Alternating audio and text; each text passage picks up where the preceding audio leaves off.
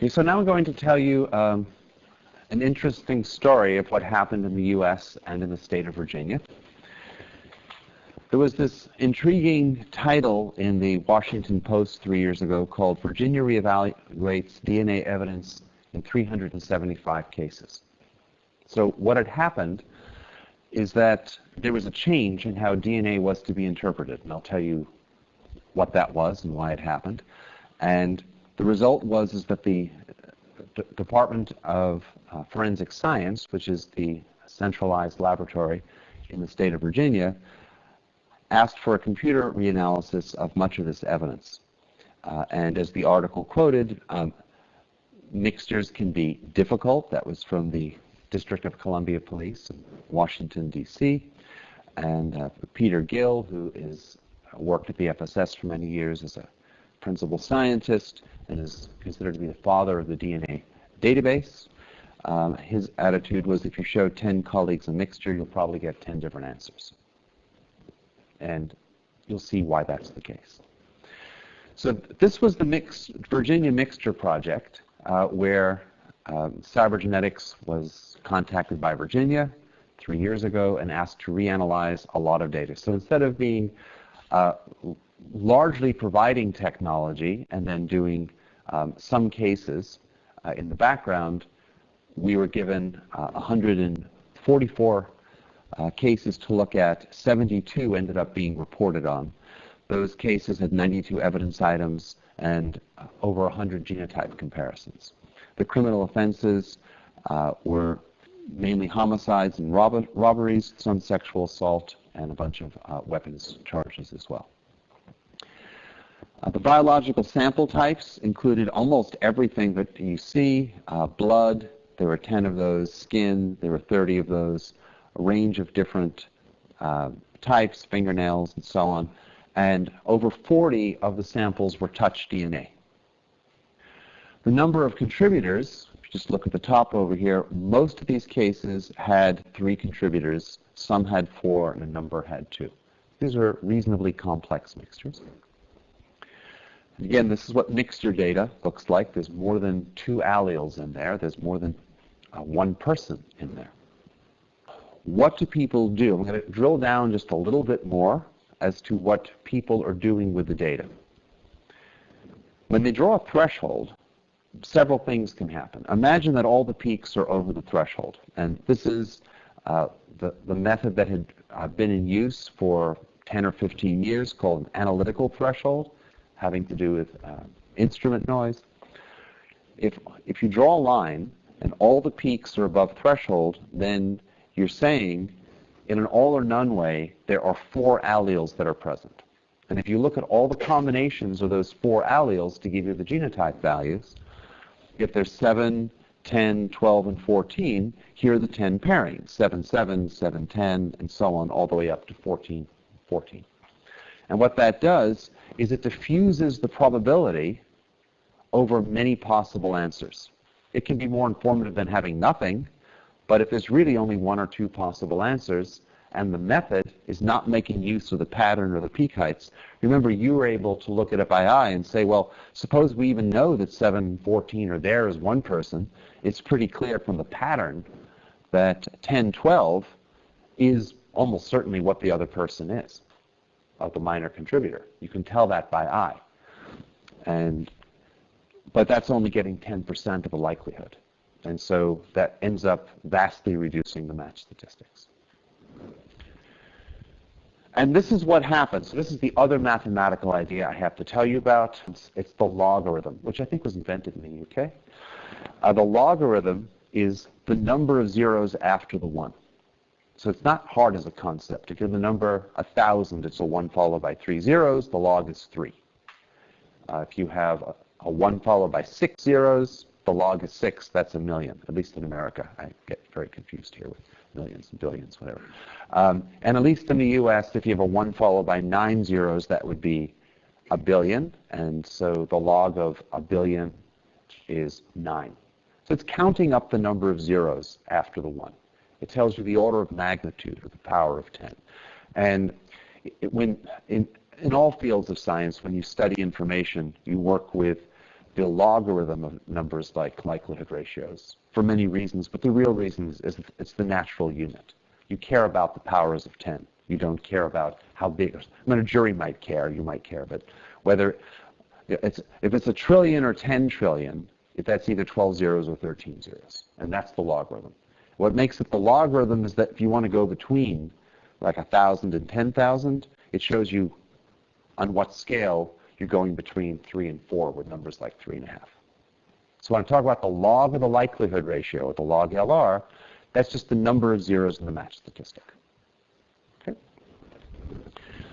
So in a study that we did, we compared 3 different methods. And this is the classical human method. It's called random man not excluded, or RMNE, in the UK and in Europe. It's called combined probability of inclusion, or CPI. They're exactly the same thing. You count, in fact, this is what it is. You count up the alleles, you make a list of all possibilities, and that becomes the total probability. So the more events you have, the less specific you are. And what this is measuring is that of these 100 or so comparisons that were made, here are about 80, and this is showing the information. This is the number of zeros in the match statistic. So the average number of zeros was 6, and 1 followed by 6 zeros is 1,000,000. So the average information, and I'll use these colors all the way through. So green will mean this is the method that the whole world has been using. The average match statistic is in the millions. Also notice it doesn't vary very much from around 1,000,000.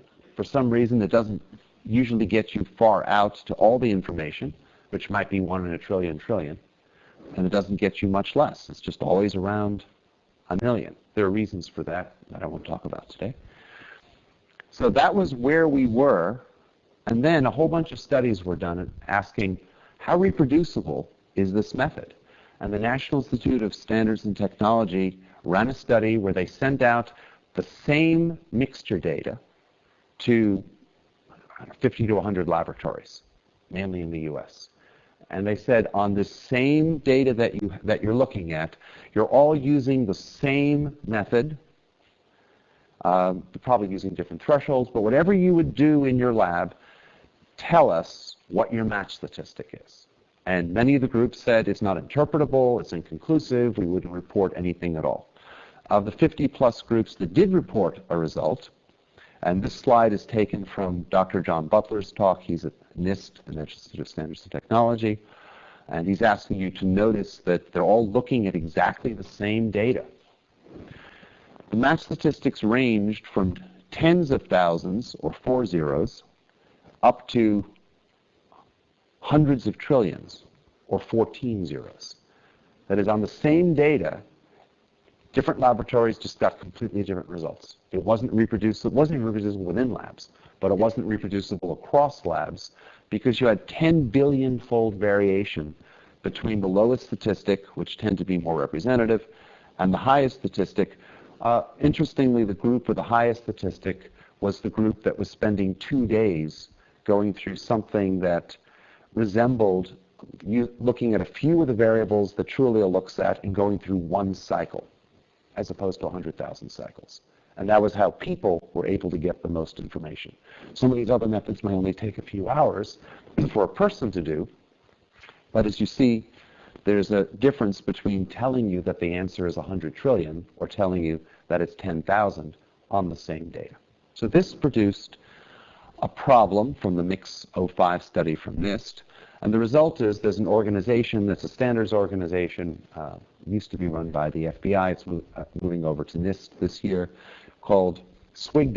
Some of you may have heard of it or not, the Scientific Working Group on DNA Analysis Methods. But this working group issued new guidelines, and other countries were dealing with these crises in their own way around the world.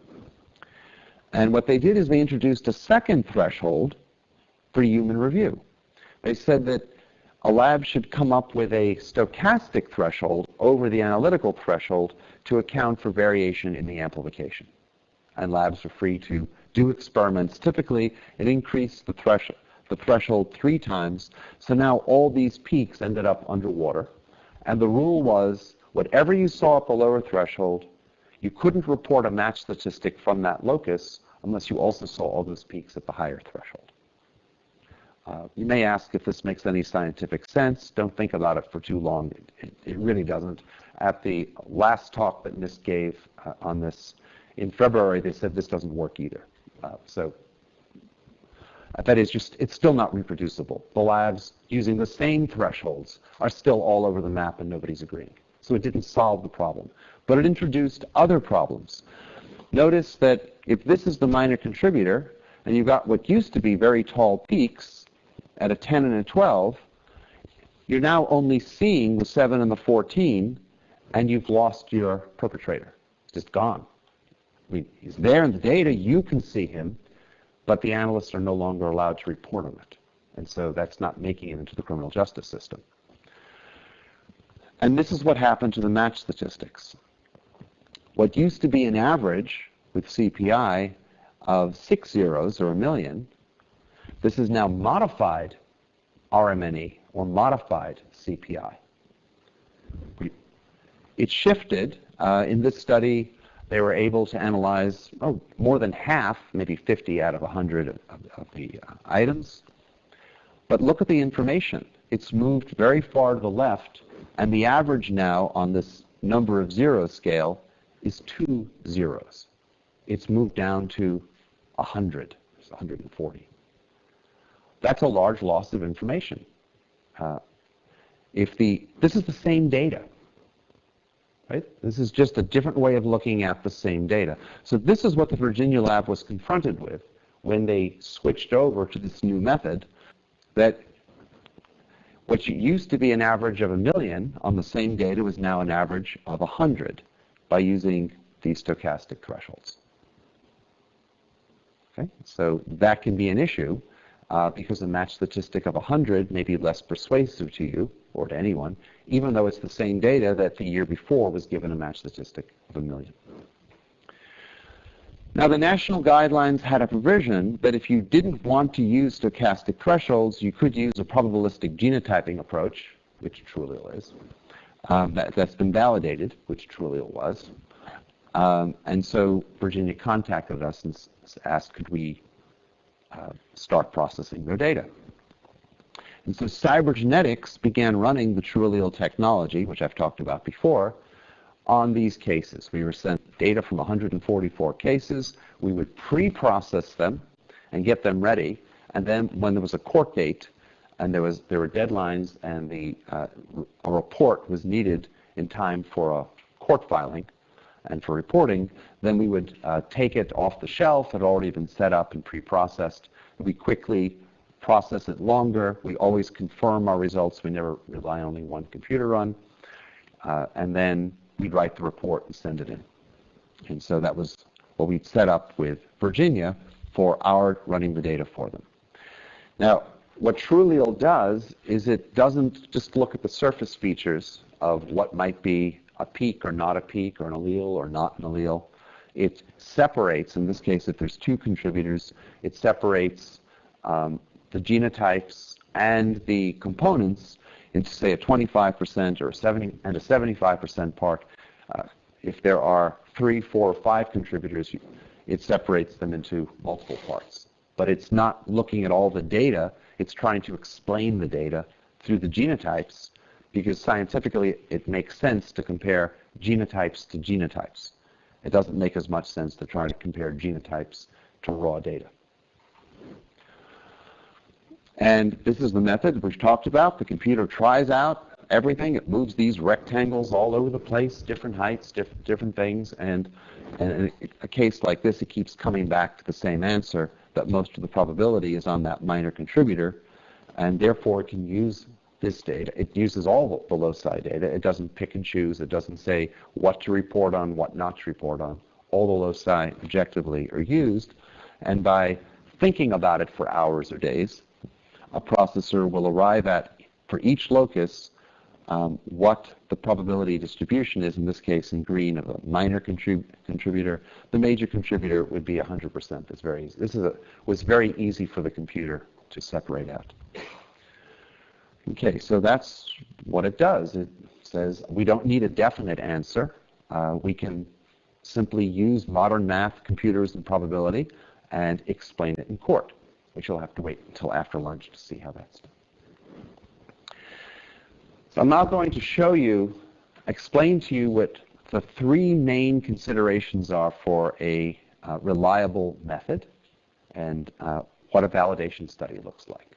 And you can think of this as applying to human review as well. You can ask your DNA forensics providers, how sensitive is your method? And sensitivity means the extent to which the interpretation identifies the correct person. If the person's in there, are you finding that they're included? If half the time you're saying, I don't know, inconclusive, no meaningful comparison can be made, no statistic can be derived, the method's not that sensitive. If it says there's an exclusion when there's an inclusion, it's not that sensitive. And so of the 101 reported genotype matches, 82 had a statistic over 1 million. And this is the distribution that TrueAllele had. That's the same scale we saw before, going from 1 0 after the 1 to 24 zeros after the 1. But instead of being bunched up around 6 or 2, it expands the entire field. That's actually important for a reason we'll talk about later. And it says there's a full range of information in these mixtures. And it turns out that the mixtures spanned almost equally, whether they were 10%, 50%, 90% mixtures. It was just random evidence that had come in that was very representative of three-person mixtures. And the average, in the center over here, had 11 zeros. So that's around 100 billion, a 1 followed by 11 zeros. Now, that's neither good nor bad. It just was what it is. Some of the numbers are very low. Some of the numbers are high. Others are in the middle. So the method is sensitive. How about specificity? To what extent are you not finding someone who's not really in there? I mean, you don't want to get a false inclusion, right?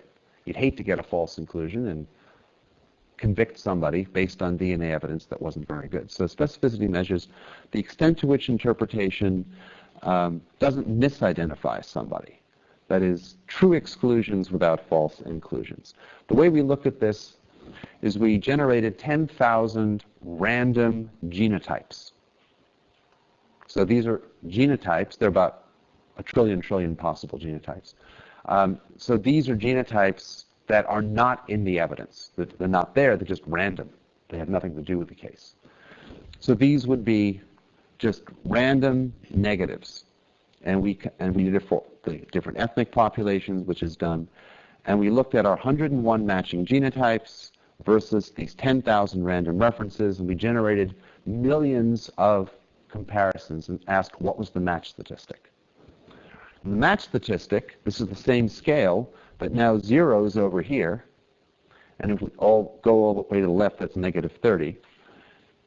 The average match statistic is negative 19. Negative means it's 1 over the number.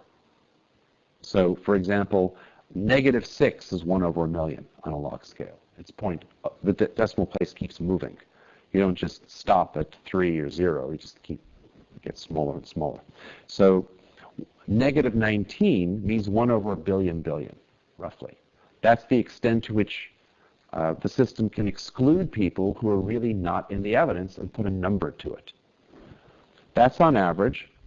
We also look to what extent we got any numbers past 0, and that the rate of getting a number past 0, I think, was around 1 in 10,000 or so when they were small numbers, like a match statistic of 10 or 100. Almost nothing was seen past 100 or 1,000. And that's described in the paper I'll tell you about.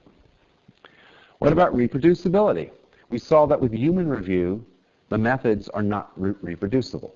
But when different people, or even the same person twice, maybe will apply a method, you may get a different answer over a wide range. Well, with TrueAllele, because it's a random algorithm, we run it through the computer at different times, and you don't expect to get exactly the same number. It's doing statistical sampling. If you get exactly the same number That's more like Photoshop. You don't want to Photoshop your evidence, right? So the question is, when you do the statistical computing that does have sampling variation, what happens when you duplicate the computer run? Are you getting a number like 6 zeros one time and 15 zeros the next time? Is it more like you're getting 6 zeros one time and maybe 6.5 or 7 zeros the next time? That is, there's much more concordance. And the answer is it's quite reproducible. The horizontal axis represents the number of zeros in the match statistic, the log LR, of the first computer run.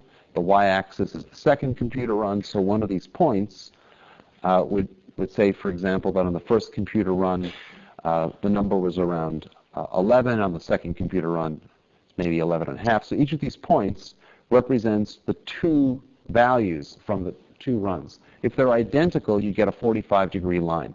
What you're getting instead is some spread around the 45-degree line. And we can quantify what that spread is, and it turns out to be around a factor of 2. That's log units. And so when you change that within experiment, on average, it's within a factor of 2, which is much better than a factor of 10 billion, which is what you get with human review. Okay, so it's reproducible. And now let's look at the methods. So this is putting the three of them together. That's the old method with an average of around 1 million. This is the newer method that raised thresholds with an average match statistic on the same data of around 100. And TrueAllele expands this to a full range of match values with an average statistic of around 100 billion. So the difference between TrueAllele and this new modified CPI with these higher thresholds is, first, TrueAllele will always give you an answer because it's programmed to, whereas the human methods will give you an answer maybe half the time. And secondly, the ratio of 100 billion to 100 is 1 billion. So on average, you're getting maybe a billion-fold. You're preserving all the information is a way of looking at it, as opposed to arbitrarily losing a billion-folds worth of match statistic. This, I won't go into great detail. I'll just show you what the picture is. If you're interested, you can read the paper. But if you have a uniform distribution that's completely flat across all information, if you keep looking at the area under the curve, you get a ramp. You get a line, and you see that in black. And that's what you expect with 100 random match statistics from 100 match statistics from random evidence. You expect it to be evenly distributed. That's what that black line means. And TrueAllele in blue statistically can be shown to be not statistically different from that line. In other words, given 100 matches, the behavior of those 100 matches is reflecting what you would expect, which is support for its being accurate. But the human methods, the older one and the newer one, are very far from that. They cluster or bunch up to one side, and they're not uniformly spread, and that's evidence against their being accurate. The method is also can be conservative. There were 5 matches where TrueAllele had a lower score than RMNE, and there were 10 comparisons where it gave no statistical support. The most interesting one is shown in red, where the original CPI, the original RMNE method, gave 6 zeros, or a match statistic of 1 million. The improved method, which is for the higher thresholds of human review, also gave 6 zeros, or a match statistic of 1 million. The computer said the number was -3, which is 1 in 1,000. The person wasn't in there. When the lab went back and looked at it, they agreed with the computer. So this, by any human method, is a false conclusion. You could go to court and convict somebody with a match statistic of 1 million, and everybody would think that's fine, it's following all the procedures. There's just no scientific basis for it. And if you read the paper, these columns explain why, in terms of the data itself. This is the paper that was published in March. It's open access. It's the 5th TrueAllele paper. It's TrueAllele casework on Virginia DNA mixture evidence, computer and manual interpretation in 72 reported criminal cases. This isn't a retrospective study. This was going on live. This is what was actually reported and is part of how TrueAllele is used in court in the US. And this is very hard to read, but if you download the paper, you can read it, or the slides. And let's just give a quick summary. And I stress this is joint with Virginia. These are statements that the Virginia scientists wrote with us with approvals. This is not a marketing piece. This is science in the +1 journal. And it says, the computer could make genotype comparisons that were impossible or impractical using manual methods, as you just saw. TrueAllele computer interpretation of DNA mixture evidence is sensitive, specific, precise, accurate, and more informative than manual interpretation alternatives. It can determine DNA match statistics when threshold-based methods cannot, which you also saw.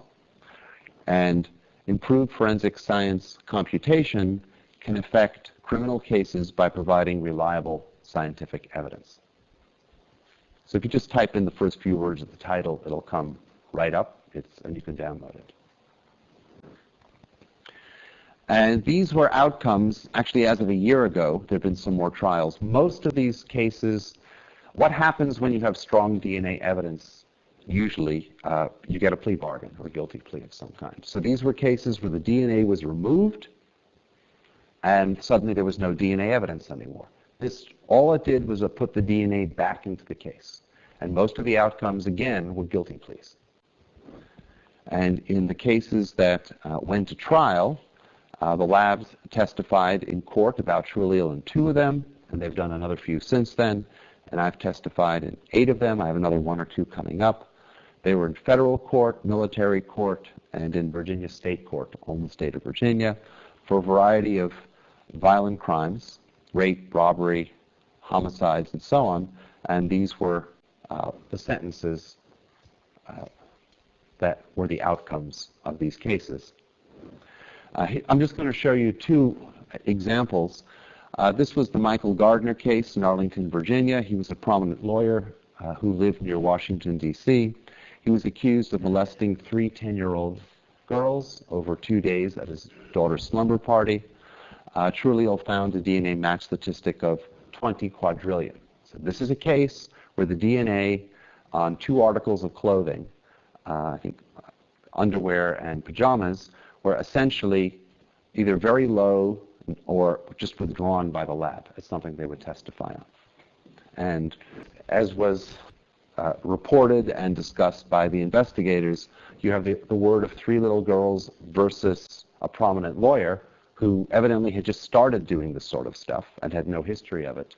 And that's, they felt, could have been an acquittal, along with inconclusive DNA evidence. And then suddenly you throw in DNA evidence.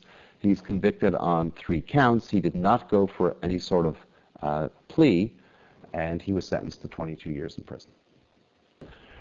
This is the Ramsey case in Fairfax, Virginia, where a 5-year-old girl was abducted from her home, molested, and stabbed. A teenager was accused of the crime.